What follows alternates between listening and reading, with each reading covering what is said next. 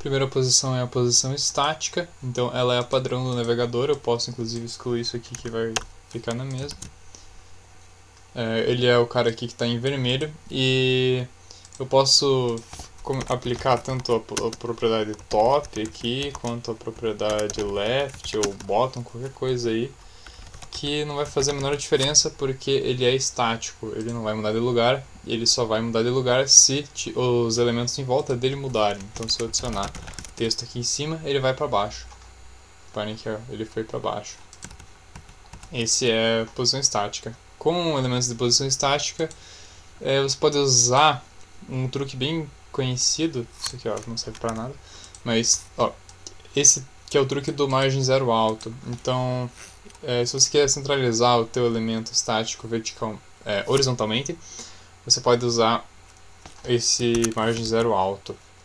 Então a primeira propriedade aqui do margem seria no eixo Y, que é a margem vertical, e aqui o alto é a margem horizontal. Só que muito importante, vocês precisam setar uma largura para o elemento para conseguir ter o efeito do zero alto. Então vejam que ele está centralizado aqui. Posso inclusive centralizar o texto, text align center aqui para o nosso elemento, então ele vai ficar completamente centralizado. Muito interessante, certo, galera?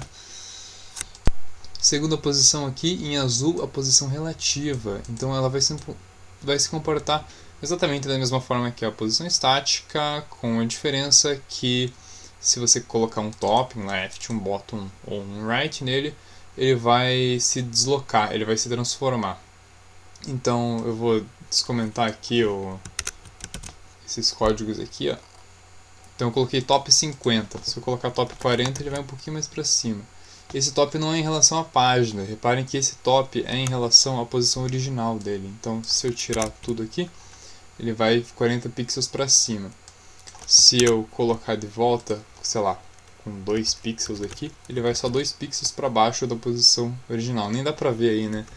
Tá 10 aqui, que é um pouquinho mais.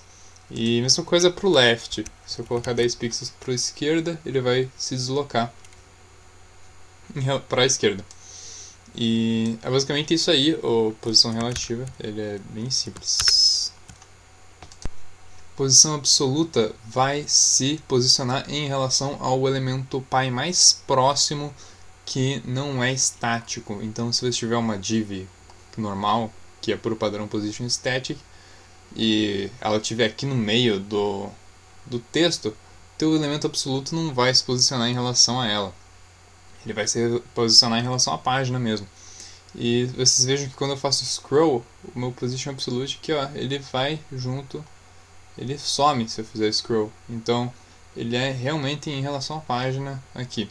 Mas imagine que aqui no meio desse textão gigante aqui, eu quero colocar, vamos fazer bem um negócio bem porco mesmo, uma div aqui, um link para o style inline, que é elemento pi, e aqui a gente tem background colors para vocês conseguirem ver com, sei lá, black. Vamos jogar esse absoluto aqui lá dentro para vocês conseguirem visualizar esse problema. Então se eu jogar o cara aqui dentro, ele vai continuar no mesmo lugar. Aqui está o cara black aqui, para vocês verem o texto. Vamos colocar um color white. Aqui agora vocês veem o texto. Mas mesmo o position absolute estando aqui dentro, nada acontece. Então se vocês quiserem que ele se posicione em relação a esse filho, aliás, a esse pai não pode ser static. Então a gente teria que ter aqui um, sei lá, position relative, por exemplo. Essa é uma dica bem valiosa quando você quer posicionar elementos. Então agora ele está posicionado em relação ao carinha preto aqui, ao elemento pi, e não em relação à página. Então aqui esse position absolute, ele está com um top de 50 VH. Se eu colocar 10 pixels aqui, ele vai ficar 10 pixels embaixo do topo aqui do elemento pi dele. Se o elemento pi não for relativo, se ele for estático, ele vai se posicionar em relação à página. Veja que ele fica aqui em cima. O posição fixa, que é o tá em amarelo aqui, se comporta de forma similar ao absoluto. Você consegue definir um top e um left em relação a um pi, mas esse pi sempre vai ser a tela. E vocês vejam aqui que se eu fizer um scroll, o absoluto some, mas o fixo ele continua aqui na frente de todo mundo. Então, se vocês quiserem, sei lá, um header, por exemplo, às vezes é interessante ter um position fixed.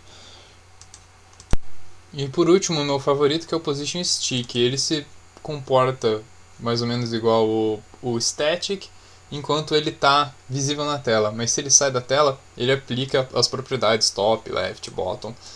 E vocês podem ver que eu estou com top 0, então quando ele sai da tela, ele fica com top 0, fica igual o fixo aqui. E isso é muito, muito, muito útil quando você quer fazer algo dinâmico, assim, que não, quando aqui em cima ele continua igual, mas depois ele vai pra cima. Isso fica bem mais claro se eu jogar ele aqui no meio do texto também. Vamos pegar esse stick aqui, vamos jogar ele mais pra baixo aqui no texto, aqui assim. Vamos jogar ele aqui. Então, ó, vejam que aqui está o fluxo normal da tela. E aqui, ó, chegamos no stick. Reparem que ele tá com os index maior aqui, a stack layer dele. E quando ele chega aqui, ó, pá, ficou no topo. Então isso funciona com scroll horizontal também, e é muito útil para posicionamento. E é isso aí, galera, valeu!